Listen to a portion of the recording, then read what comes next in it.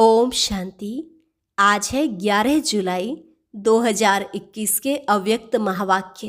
पहले एक नज़र मुरली के मुख्य पॉइंट्स पर। बाप दादा ने कहा, हर एक ब्राह्मण आत्मा बाप की आशाओं के दीपक हैं। बाप की सर्व आशाओं को पूर्ण करने वाले सदा जगमगाते हुए दीपकों को देख बाप दादा हर्षित होते हैं। सभी बच्चे दिल में यही सोचते हैं कि हम बाप की सर्व आशाएं पूर्ण करके ही दिखाएंगे। लेकिन सोचना और करके दिखाना, इसमें अंतर पड़ जाता है। जब बाप द्वारा हुई प्राप्तियों को स्मृति में लाते हैं तो बहुत उमंग उत्साह में उड़ते हुए कहते हैं, मैं करके दिखाऊंगा। लेकिन जब प्रैक्टिकल करने का समय आता है तो संगठन के संस्कार, माया या प्रकृति द्वारा आए हुए सरकमस्टांस रूपी पेपर मुश्किल का अनुभव कराते हैं। फिर बाबा ने कहा, बच्चों की एक बात से बाप दादा पूर्णतया संतुष्ट है कि हर बच्चे का बाप दादा से अटूट स्नेह है। इस स्नेह के कारण ही कोई शक्तिशाली बनकर चल रहा है तो कोई यथाशक्ति बनकर। विजयी बनने के लिए सिर्फ याद और सेवा के बैलेंस की आवश्यकता है। लेकिन यह बैलेंस भी तब रह सकेगा जब बाप दादा की 2 आशाएं पूरी करेंगे। और लास्ट में बाबा ने ये 2 आशाएं सुनाते हुए कहा, सभी ब्राह्मण बच्चों प्रति बाप दादा की पहली आशा है बाप समान साक्षी और साथी बने। और दूसरी आशा है हर ब्राह्मण आत्मा प्रति सदा शुभ भावना, शुभ कामना कर्म में रहे। सिर्फ यह संकल्प तक या चाहना तक ना हो। अब सुनते हैं महावाक्यों को विस्तार से। मुरली का सार।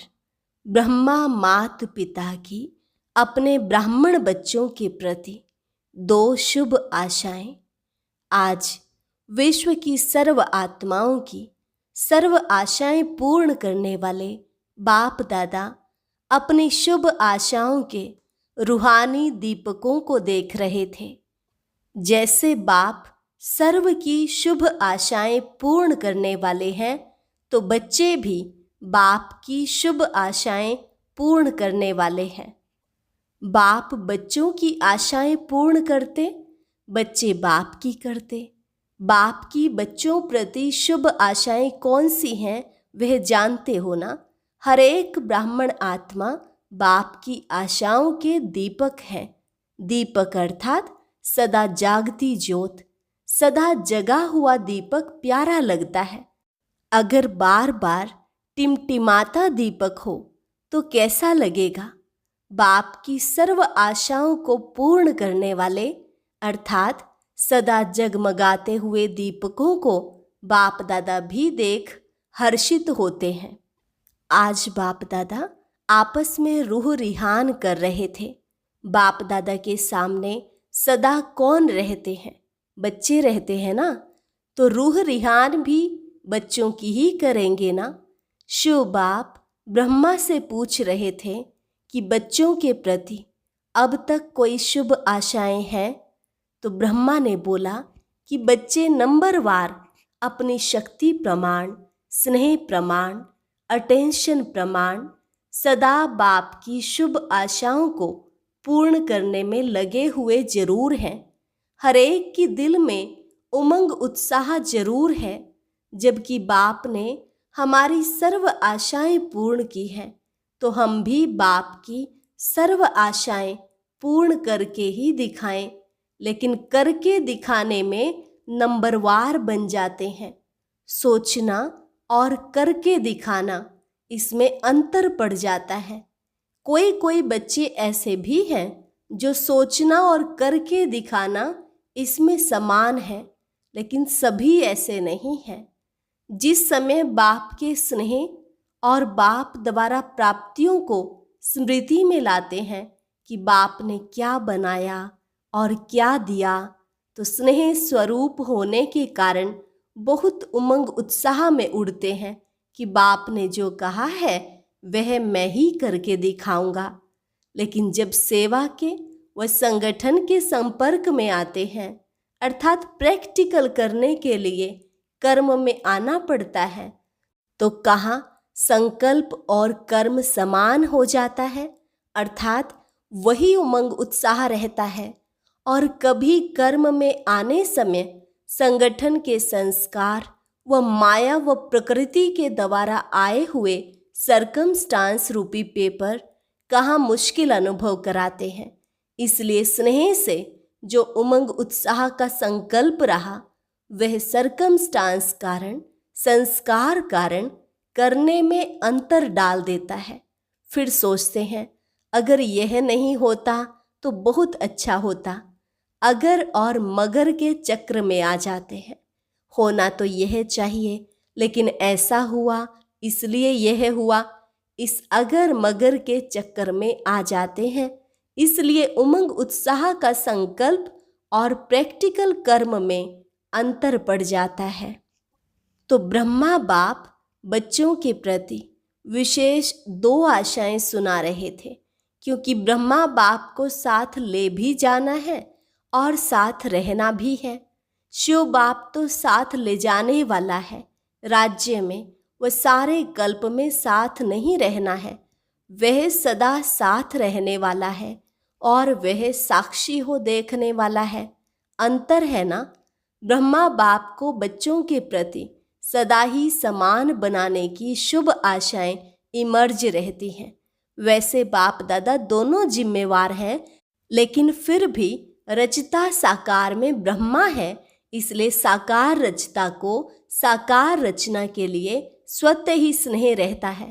पहले भी सुनाया था ना, बच्चे माँ बाप दोनों के होते हैं, लेकिन फिर भी माँ का विशेष स्नेह बच्चों से रहता है, क्योंकि पालना के निमित्त माँ बनती है। बाप समान बनाने वाली निमित्त माँ होती है, इसलिए माँ की ममता गाई हुई है। यह शुद्ध ममता है, मोह वाली नहीं, विकार वाली नहीं।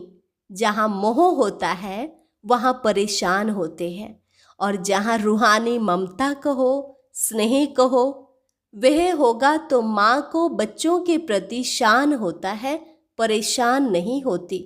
तो ब्रह्मा माँ कहो, बाप कहो, दोनों रूप से बच्चों के प्रति कौन सी विशेष आशाएं रखते हैं। एक बाप प्रति आशा है और दूसरी ब्राह्मण परिवार के प्रति शुभ आशा है। बाप प्रति शुभ आशा है कि जैसे बाप दादा साक्षी भी है और साथी भी है, ऐसे बाप दादा समान साक्षी और साथी समय प्रमाण दोनों ही पार्ट सदा बजाने वाले महान आत्मा बने। तो बाप प्रति शुभ आशा हुई, बाप दादा समान साक्षी साथी बनना। एक बात में बाप दादा दोनों बच्चों से पूर्ण संतुष्ट है। वह क्या? हर बच्चे का बाप दादा से स्नेह अच्छा है।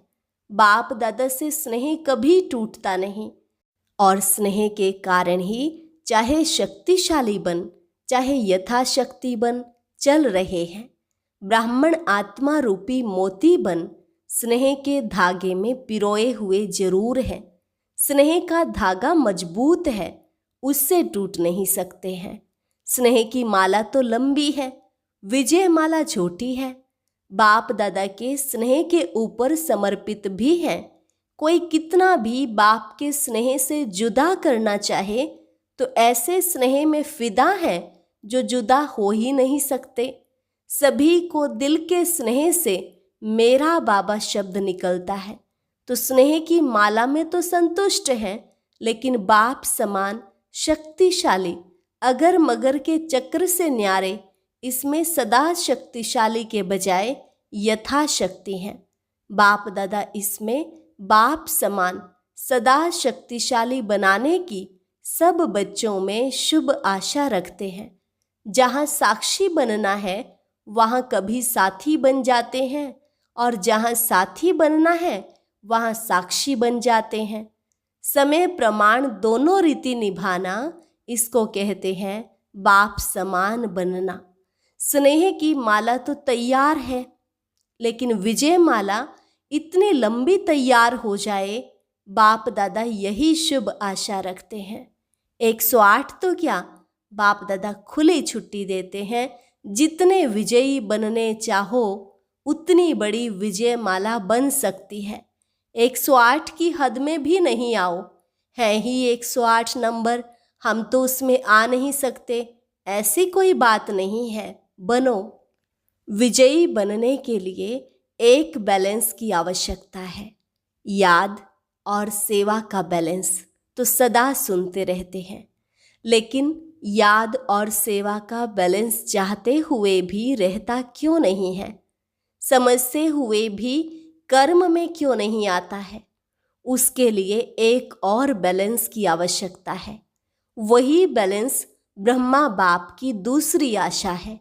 एक आशा तो बाप प्रति हुई समान बनने की, दूसरी आशा परिवार प्रति, वह है हर ब्राह्मणात्मा प्रति सदा शुभ भावना शुभ कामना कर्म में रहे। सिर्फ संकल्प तक व चाहना तक नहीं। चाहते तो हैं, कई कहते हैं चाहना तो यही है कि शुभ भावना रखें, लेकिन कर्म में बदल जाता है। इसका विस्तार पहले भी सुनाया है। परिवार प्रति सदा शुभ भावना शुभ कामना क्यों नहीं रहती? इसका कारण जैसे बाप से दिल का स्नेह, जिगर का स्नेह और दिल के जिगर के स्नेह की निशानी है कि अटूट है। बाप प्रति कोई कितना भी आपको मिसअंडरस्टैंड, गलत फहमी करे, वह कोई भी आपको कैसी भी बातें आकर सुनाए, वह कभी साकार में स्वयं बाप भी कोई बच्चों को आगे बढ़ने के लिए कोई इशारा व शिक्षा दे, लेकिन जहाँ स्नेह होता है वहाँ शिक्षा व कोई भी परिवर्तन का इशारा मिसअंडरस्टैंडिंग पैदा नहीं करेगा। सदैव यही भावना रहती व रही है कि बाबा जो कहता है उसमें कल्याण है। कभी स्नेह की कमी नहीं हुई और ही अपने को बाप के दिल के समीप समझते रहे कि यह अपनेपन का स्नेह है।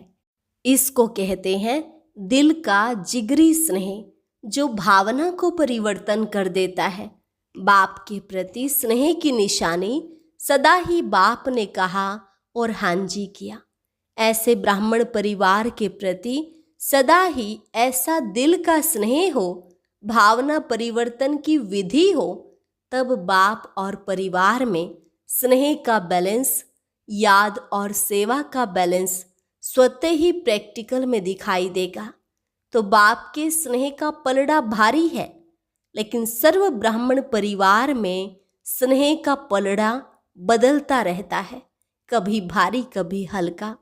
किसके प्रति भारी किसके प्रति हल्का, यह बाप और बच्चों के स्नेह का बैलेंस रहे, यही ब्रह्मा बाप की दूसरी शुभ आशा है।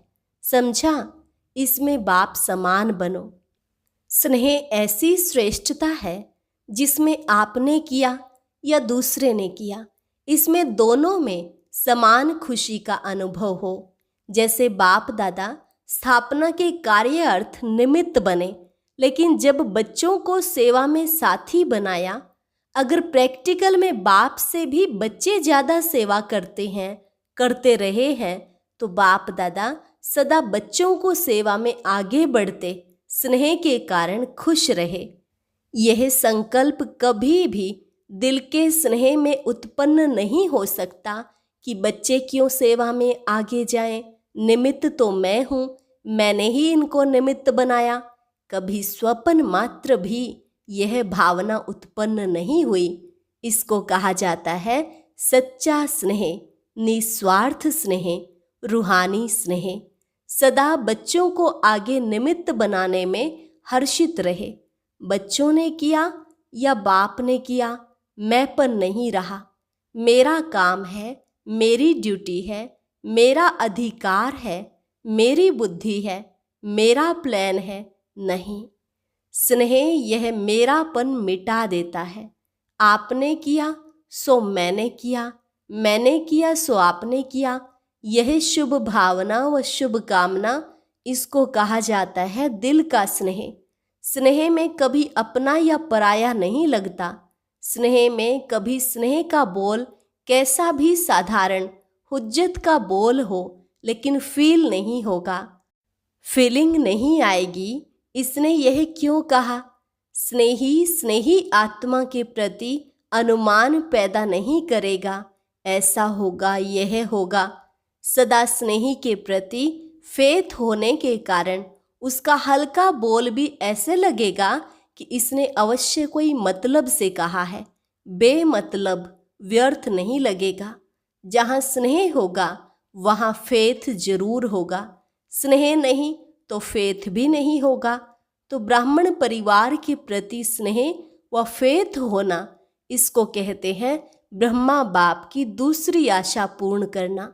जैसे बाप के प्रति स्नेह के लिए बाप दादा ने सर्टिफिकेट दिया, ऐसे ब्राह्मण परिवार के प्रति जो स्नेह की परिभाषा सुनाई, उस विधि से प्रत्यक्ष कर्म में आना, यह भी सर्टिफिकेट लेना है। यह बैलेंस चाहिए, जितना बाप से उतना बच्चों से। यह बैलेंस ना होने के कारण सेवा में जब आगे बढ़ते हो तो खुद ही कहते हो सेवा में माया आती है, और कभी वायुमंडल को देख इतना भी कहते हो कि ऐसी सेवा से तो याद में रहना ही अच्छा है, सबसे सेवा छुड़ा के भट्टी में बिठा दो। आप लोगों के पास यह संकल्प होते हैं समय प्रमाण। वास्तव में सेवा माया जीत बनाने वाली है, माया लाने वाली नहीं है। लेकिन सेवा में माया क्यों आती है? इसका मूल कारण दिल का स्नेह नहीं है, परिवार के प्रमाण स्नेह है, लेकिन दिल का स्नेह त्याग की भावना उत्पन्न करता है। वह न होने के कारण कभी कभी सेवा माया रूप बन जाती है, और ऐसी सेवा को सेवा के खाते में जमा नहीं कर सकते, चाहे कोई 50-60 सेंटर्स खोलने के भी निमित्त बन जाएं। लेकिन सेवा के खाते में या बाप दादा की दिल में सेवा का खाता जमा उतना ही होता है जो माया से मुक्त हो, योग युक्त हो करते हो।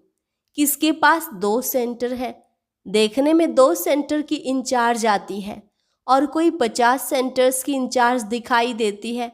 लेकिन अगर 2 सेवा केंद्र भी निर्विघ्न है, माया से, हलचल से, स्वभाव संस्कार के टक्कर से मुक्त है, तो 2 सेंटर वाले का भी 50 सेवा केंद्र वाले से ज़्यादा सेवा का खाता जमा है।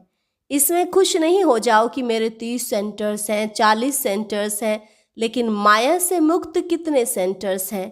सेंटर भी बढ़ाते जाओ, माया भी बढ़ाते जाओ। ऐसी सेवा बाप के रजिस्टर में जमा नहीं होती है। आप सोचेंगे हम तो बहुत सेवा कर रहे हैं, दिन रात नींद भी नहीं करते, खाना भी एक बार बना के रात को खा लेते, इतना बिजी रहते, लेकिन सेवा के साथ साथ माया में भी बिजी तो नहीं रहते। यह क्यों हुआ? यह कैसे हुआ?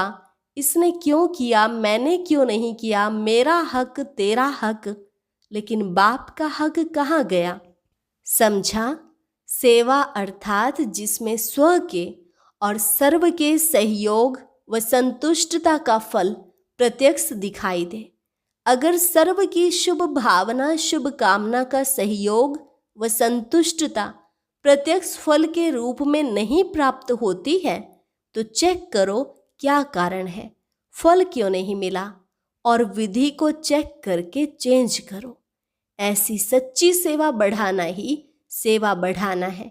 सिर्फ अपनी दिल खुश नहीं करो कि मैं बहुत अच्छी सेवा कर रही हूँ, लेकिन बाप की दिल खुश करो और ब्राह्मण परिवार के दिल की दुआएं लो। इसको कहा जाता है सच्ची सेवा। दिखावे की सेवा तो बहुत बड़ी है, लेकिन जहाँ दिल की सेवा होगी वहाँ दिल के स्नेह की सेवा जरूर होगी। इसको कहते हैं परिवार के प्रति ब्रह्मा बाप की आशा पूर्ण करना। यह थी आज की रूह रिहान, बाकी और आगे सुनाएंगे। आज भारतवासी बच्चों की इस सीजन का लास्ट चांस है, इसलिए बाप दादा क्या चाहते हैं वह सुनाया। एक सर्टिफिकेट पास का लिया है, अभी दूसरा सर्टिफिकेट लेना है। अच्छा, अभी बाप की आशाओं का दीपक सदा जगमगाते रहना। अच्छा, चारों ओर के सर्व ब्राह्मण कुल दीपक, सदा बाप दादा की शुभ आशाएं पूर्ण करने वाले, सदा बाप और परिवार के दिल के स्नेह का बैलेंस रखने वाले, सदा दिल की सेवा से सेवा का खाता ज्यादा जमा करने वाले, ऐसे बाप की शुभ आशाओं के दीपकों की सच्ची दिल से सेवा करने वाले सेवाधारियों को बाप दादा का याद प्यार और नमस्ते। रूहानी बच्चों की रूहानी बाप दादा को नमस्ते नमस्ते, गुड मॉर्निंग। वरदान, ड्रामा की पॉइंट के अनुभव द्वारा सदा साक्षीपन की स्टेज पर स्थित रहने वाले अचल अडोल भव। ड्रामा की पॉइंट के अनुभव द्वारा सदा साक्षीपन की स्टेज पर स्थित रहने वाले अचल अडोल भव। ड्रामा की पॉइंट के जो अनुभवी हैं वे सदा साक्षीपन की स्टेज पर स्थित रहे एक रस अचल अडोल स्थिति का अनुभव करते हैं। ड्रामा के पॉइंट की अनुभवी आत्मा कभी भी बुरे में बुराई को न देख अच्छाई ही देखेगी, अर्थात स्वकल्याण का रास्ता दिखाई देगा। अकल्याण का खाता खत्म हुआ, कल्याणकारी बाप के बच्चे हैं, कल्याणकारी युग है। इस नॉलेज और अनुभव की अथॉरिटी से अचल अडोल बनो। स्लोगन, जो समय को अमूल्य समझकर सफल करते हैं वह समय पर धोखा नहीं खाते। जो समय को अमूल्य समझकर सफल करते हैं वह समय पर धोखा नहीं खाते। अच्छा, ओम शांति। आज की अव्यक्त मुरली जरूर सुने। उसके लिए ऊपर दिए गए बॉक्स को टच करें।